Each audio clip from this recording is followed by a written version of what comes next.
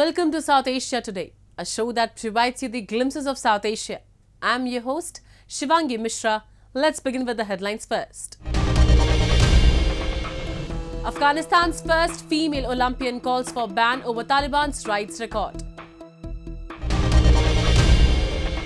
Kotranga Tehsil in Jammu and Kashmir witnesses major infrastructure development. And Nepal celebrates Sindoor Jatra festival with dancing drum beats.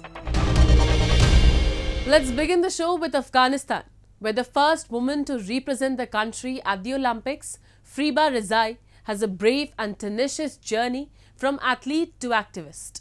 Recently, she has gained notoriety for her criticism of the Taliban's treatment of women and her support of keeping Afghanistan out of the Paris Olympics.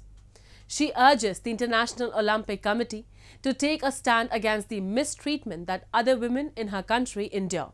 We have a report. You can't hide behind one person under one flag. Friba Rezai, the first woman to represent Afghanistan at the Olympics, condemns the treatment of women under the Taliban's resurgence. She is now advocating for Afghanistan's exclusion from the Paris Games. As the first woman to represent Afghanistan at the Olympics in 2004, she now calls on the International Olympic Committee to ban Afghanistan due to the Taliban's appalling human rights record. Residing in Vancouver, Canada since 2011, Riazi has founded Women's Leader of Tomorrow, a non-profit offering scholarships and educational programs for Afghan women, including athletes. Despite facing threats for her activism, she remains resolute in her mission to protect Afghan women's rights. Given the facts and tons of evidence about the Taliban, about their human rights and brutal treatment of women and children and youth, they are very, very dangerous. If the IOC allows them to enter the Olympics at the heart of Europe in Paris in the year of 2024, it's very dangerous for the people of Europe. And it's also the IOC will set a precedent that being a terrorist group is okay. You can violate, you can stone people to death, but you can still participate at the Olympics. The spokesperson for the Taliban administration, Zabiullah Mujahid, has declined to comment on the matter. Despite the Taliban's claims of respecting women's rights within their interpretation of Islamic law, their actions paint a starkly different picture. The group has closed girls' high schools and imposed severe restrictions on women, including travel limitations without a male guardian and bans from parks and gyms. Reflecting on her historic participation in Athens, Riazi believed her presence would advance women's rights. However, her hopes were dashed following the Taliban's ascent to power in August 2021, which she claims undermined her efforts and those of the global community tolerant of the regime. To me, it feels like whatever I did to support women's rights, gender equality, women's rights to sport back in 2004, it is all undone by the IOC and by the Taliban and people who tolerate the Taliban. The IOC previously suspended Afghanistan's National Olympic Committee in 1999, leading to the country's exclusion from the 2000 Sydney Games. Reinstated after the fall of the Taliban, Afghanistan's participation in the Olympics now hangs in the balance as human rights violations persist under Taliban rule. Riazi's plea to the IOC underscores the urgency of addressing human rights concerns on the global stage, especially within the context of major international events like the Olympics. Japan, a country steeped in history and culture, has also carved a niche for itself in the global business arena. From cutting-edge technology to timeless craftsmanship, Japanese companies have left an indelible mark on the world stage. With a rich tapestry of industries ranging from automotive giants Yamaha and Shimizu Corporation, Japan continues to set the bar high for excellence and innovation. Recently, Yamaha Motor has announced that it would support carbon neutral 2050 in the Formula E World Championship domain. On the other side, utilizing 3D printing robots at building sites, Shimizu Corporation is able to make up for its labor deficit. We have a report. Yamaha Motor, a leading Japanese company, has pledged its support for carbon neutral 2050 within the Formula E World Championship arena. In a strategic move in March, Yamaha forged a partnership with Lola Cars in the UK to collaboratively develop and supply powertrains for Formula E. The primary aim of this partnership is to design and deliver powertrains encompassing crucial components such as engines, shafts and transmissions, essential for generating locomotive power.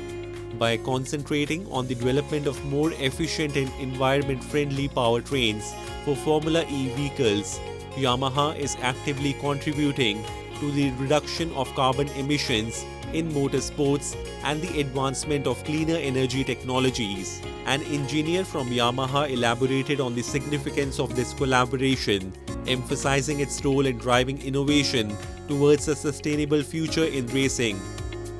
ローラ社と協力しながら電動パワートレインの開発を行い、ローラ社はその動力ユニットを搭載した車体パッケージの開発を進めることで、2025年からのフォーミュラ E 参戦チームへの供給を目指してまいります。Yamaha's UK partner Lola Cars emphasized the significance of this collaboration. We look forward to continuing that success with Yamaha, which has such a rich racing heritage and experience of running at the highest levels of motorsport, winning multiple world championships. It's exciting to partner on their journey towards electrification and sustainable motorsport to bring racing technology to the road. The Formula E organizers expressed deep gratitude for their active involvement. And we believe that the journey to decarbonise road transport is through battery electric vehicles.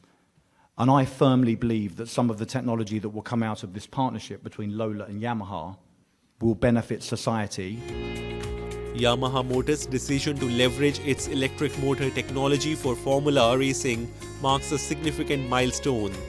This strategic move not only mirrors the escalating trend toward electrification in the automotive sector, but also underscores the company's steadfast dedication to innovation and sustainability.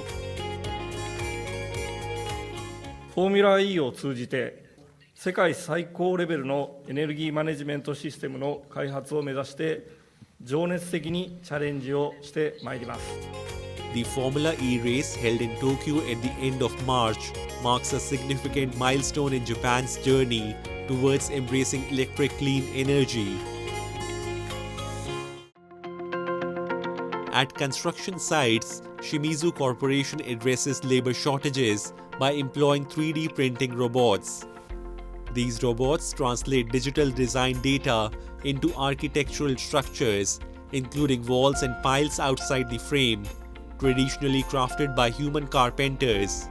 Shimizu Corporation pioneers the use of 3D printing robots to construct exterior frames and mortar piles. Additionally, they have engineered a specialized mortar, tougher than conventional concrete, tailored for use with these robots. 建設技能労働者がどんどんこれから減っていくという状況にありまして、生産性向上であったり省人化技術というものが非常に求められております。この 3D プリンティング技術は非常に自動化して構造物を作れるというところにメリットがあります。型枠をなく構造体を作れますので、非常に自由な形を作ることができるというところで、衣装の自由度が上がるというところもメリットとしては期待できると思っております。ここでは 3D プリンターが曲面を作れるっていう特性を生かしまして、数値解析であらかじめ余分な部分を削ぎ落としたような形をデザインしまして、それをノズルがデジタルで制御してこういう形を作りました。CO2 削減の材料と形状の最適化による材料削減を掛け合わせることで、環境配慮型の柱を作ることができました。プリントする前日の夕方に設計者からデータをいただいて、で次の日にはもう全て制作が終わるというようなオンデマンドでものを作れるというのも、実はこの 3D プリンティングのメリットになります。ロボットがいろんなところでコンクリートを作っているような、そういう未来があり得るんじゃないかと考えています。Shimizu Corporation is proactively tackling the scarcity of human labor by investing in research and development of alternative methods. Through its commitment to steady growth, as reflected in its company policy, Shimizu is fostering a stable environment conducive to innovation and adaptation.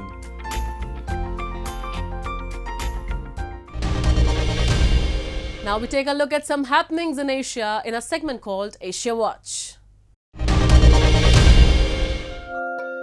Iraqi academic Amr al-Hayani fulfilled a childhood dream when he bought a farm in Baghdad, where he was able to plant and grow various types of trees and plants. Yet, due to climate change and the country's water scarcity, al-Hayani struggled to keep his plants alive until one day the whole farm died. Despite these challenges, al-Hayani's interest in farming did not end. He went on to studying hydroponics and aquaponics and finding alternative ways to address some of the ongoing challenges facing Iraqi's agricultural sector. Al-Hayani says that the agricultural methods he utilizes only use about 10% of regular water consumption due to type of soils he uses.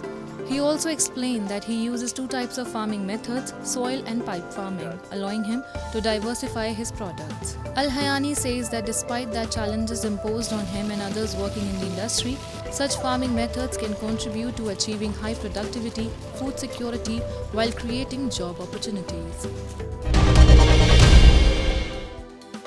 Heavy rain and floods in Pakistan have caused the death of at least 36 people, leaving many injured and property damage this week.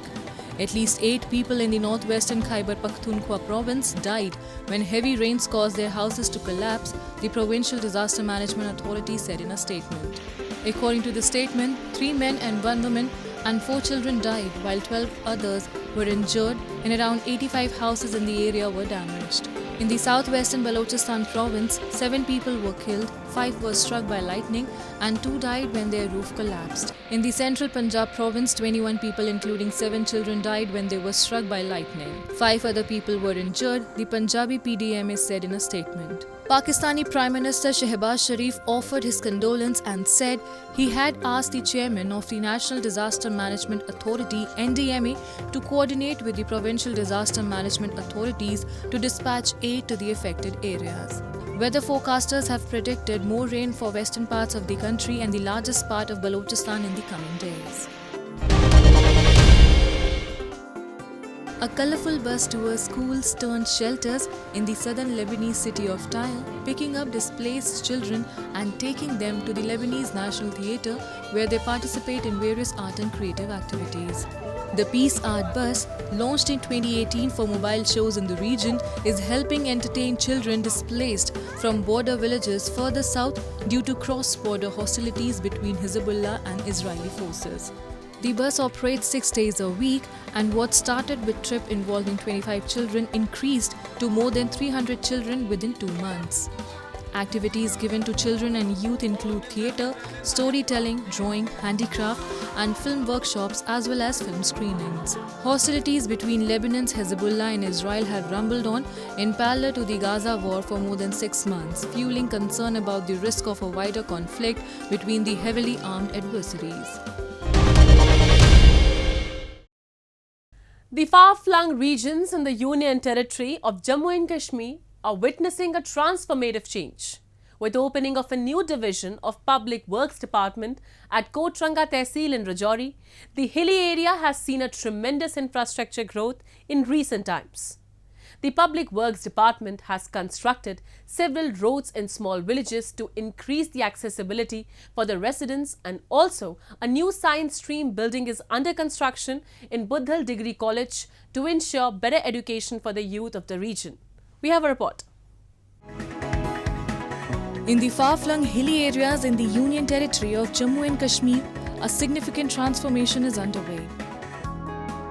The opening of the new division of Public Works Department at Kotaranka Tehsil has brought a wave of progress to the remote communities residing in the Pir Panjal range. Earlier, it used to be an arduous journey spanning 60 to 70 kilometers for the local commuting to Rajouri. But now, these journeys have been significantly reduced, bringing a sigh of relief to the locals. हम कोटरंका में काम कर रहे हैं, जो कि हमारे concrete वाली रोड बन रही है, जो कि हमने सपने में भी नहीं सोचा था। आज हमारी वो रोड है जो कि हम इधर से सुबह निकलते थे, शाम तक रजौरी पहुंचते थे। आज सुबह निकलते हैं तो शाम को जम्मू से वापस लौट के घर आ जाते हैं बुधल। और इससे अच्छा काम जो है कहाँ हो पाएगा या इस टाइम में हमारा बहुत अच्छा काम चल रहा है सब जगह में, सब रोडों का जैसा भी है। जो 6 महीने में साल में नहीं होता था वो आजकल 1 महीने में हो रहा है, 20 दिन में हो रहा है। तो इसलिए गवर्नमेंट का हम शुक्रिया अदा करते हैं इसकी वजह से, क्योंकि हमारा इस एरिया का काम जो है एकदम टॉप चल रहा है। The opening of the new PWD division in Kotaranka has been a game changer for the residents. A multitude of developmental projects are underway aimed at enhancing infrastructure and fostering growth across the region. To ensure better educational facilities for the youth of the region, a new science stream building at Buddhal Degree College and a 50-bed girls' hostel building are being constructed. हम इस वक्त हैं Budhal degree college premises में हैं। यहाँ हमारे 2 बिल्डिंगें बन रही हैं under PWD R&B division Kotranka. एक तो साइंस ब्लॉक है, दूसरा है 50 bedded girls hostel. Science block में ये 2021 में स्टार्ट हुआ है, इस साल ये 2024 में इंशाल्लाह कंप्लीट होगा। इसका प्लिंथ एरिया है 10,107 SFT। इसके अंदर हैं 6 लेक्चर हॉल्स, 6 लेबॉर्ट्रीज़ है, इसमें साइंस के सब लेबॉर्ट्रीज़ हैं और 2 कॉमन रूम्स हैं और 4 ऑफिस है। इसमें एक मेन चीज़ है, इसमें एक हमने रैंप बनाया है हैंडीकैप्ड्स के लिए। जो हैंडीकैप्ड स्टूडेंट हो, लेक्चरर हो, उनको ऊपर की मंजिल या दूसरी मंजिल से उतरने के लिए रैंप भी इस्तेमाल कर सकते हैं। सीढ़ियाँ भी लगाई है, बाथरूम भी लगाया, टाइल वर्क हो रही है, इसकी सफाई हो रही है, पलस्तर भी हो रहा है, पेंट का काम बाकी है। और रैंप में जो टाइल लगानी है वो बकाया है। ओवरऑल ये 95% प्लस से ये कंप्लीट है। इस साल इंशाल्लाह ये कंप्लीट हो जाएगा। With a focus on improving the quality of life for residents, small link roads in villages like Draj, Brahman, Smoot and Falni are also being constructed, ensuring accessibility to even the most remote areas. The people of Buddhal and Khwas blocks in Rajouri district are witnessing a bandwagon of growth rolling down their way. With the support of the new PWD division, their aspirations for a better future are becoming a reality day after day. Moving on to Nepal's Bhaktapur city, where vibrant colors and infectious rhythms fill the air, marking the celebration of the joyous Sindoor Jatra festival. From dawn till dusk, the festivities continue, with music and merriment infusing every corner of the city, creating an atmosphere of pure exhilaration. Sindoor Jatra is not just a festival, it's a symbol of our resilience and unity as a community. It brings us together to celebrate our heritage and strengthen our bonds. Have a look. The beat of traditional hymn go high as the ceremonial palanquins circumambulate the Balkumari temple of Thimi with an atmosphere filled with the smell of sindoor as the town welcomes Nepali New Year 2081 following the lunar calendar. The annual festival of Sindoor Jatra paints the town with orange sindoor, which is observed on the 2nd of Pesach or the first month of the year as per the lunar calendar. A total of 19 ceremonial palanquins are brought to the temple square by devotees soaked in sindoor accompanied by singing and dancing troops.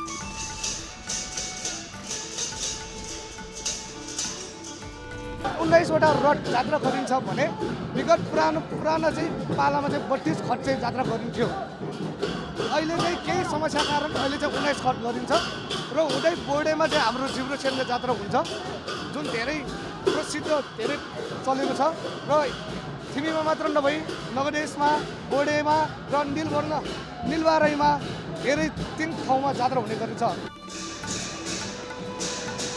Celebrated on the second day of the Nepali month Baisakh by the New Year community in Madhyapur, Thimi, the festival also marks the advent of the spring season.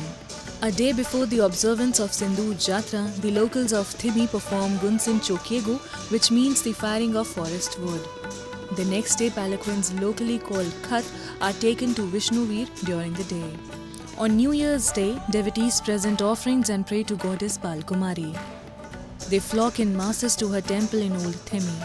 Through time immemorial, she is the consort of Bhairab. They both are the guardian deities of Kathmandu Valley. During the evening, devotees perform righteous acts such as lighting oil lamps. Some even place them on their legs, chest, forehead, and arms and lie static for hours. The next day, to liven up the atmosphere, musicians play Dhime Baja to encourage the revelers. During the celebration, only the orange-colored vermilion powder is used, following the age-old tradition where it is considered sacred and pure. पहिलादेखिको परम्परा हो भुइँ भनेको चाहिँ सिन्दुर भयो सिनो भनेको चाहिँ अब त्यो सिनो भनेको सिन्दुर भुइँ भनेको चाहिँ येल्लो कलरको जुन उहाँले लगाइराख्नु भएको छ त्यो भयो अनि यो चाहिँ यसको विशेष चाहिँ के हो भने चाहिँ आज चाहिँ हाम्रो बिस्का जात्रा भनेर चाहिँ हामीले चाहिँ सिन्दुर जात्रा मनाइरहेको हुन्छ त्यही भएर यसलाई चाहिँ अब हामीले चाहिँ पहिलादेखि मनाइराखेको भएर चाहिँ यसलाई चाहिँ हामीले खासमा बिस्का जात्रा भन्छौँ तर सिन्दुर जात्रा चाहिँ होइन खासमा भन्ने हो भने चाहिँ यसलाई चाहिँ बिस्का जात्रा भन्छौँ सिन्दुर जात्रा चाहिँ होइन बेसिकली तर यो चाहिँ पहिलादेखि चलिआएको परम्परा भयो जुन चाहिँ हामीले सिन्दुर रूपमा खेलिरहेको परम्परा भएर चाहिँ यसलाई चाहिँ सिन्दुर जात्रा पनि भनेर मानिएको छ र यो जात्राले चाहिँ धेरै युथहरूलाई अब संस्कृति बचाउने होइन संस्कृति बचाउनेदेखि नेवार कल्चरहरू अब धिम्या बाजाहरू कसैले धिम्या बजाइरहेछ कसैले बाजा बजाइरहेछ चाहिँ संस्कृति चाहिँ बचाइरहेछ र यसले चाहिँ हामीलाई जस प्रोत्साहन दिन्छ. The vermilion powder, which is smeared on each other and thrown up in the air, is a symbol of prosperity. The music and vermilion powder fill the area with vibrancy and joy as devotees make merry while revolving their community chariots.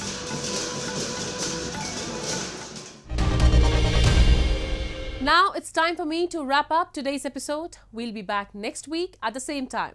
This is Shivangi Mishra signing off on behalf of the entire production team of South Asia Today. Goodbye and take care.